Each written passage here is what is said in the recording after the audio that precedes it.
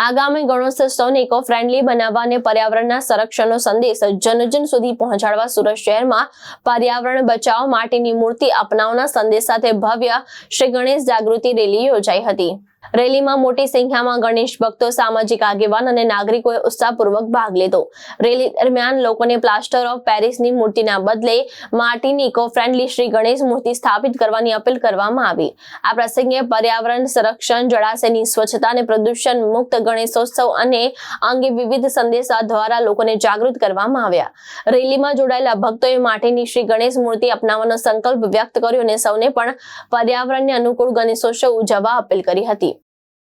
गत महीने विश्व नेता ने हिंदुस्तान यशस्वी प्रधानमंत्री श्री नरेंद्र भाई मोदी साहब द्वारा मन की बात में माटीनी मूर्ति की स्थापना की अपील कराई हती, जेने पगले आ झुंबेश ने वेग आपवा माटे सूरत महानगर में गणेश उत्सव समिति सूरत महानगरे एक भगीरथ प्रयत्न हाथ धर्यो छे।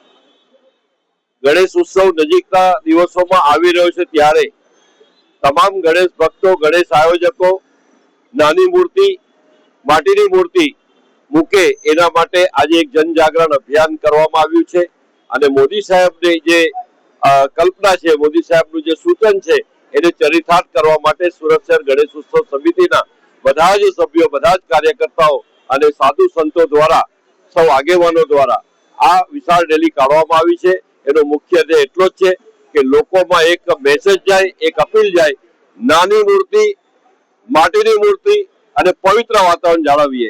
ધન્યવાદ। ભાવેશ ઉપાધ્યાય, દ્રષ્ટિકોણ ન્યૂઝ, સુરત।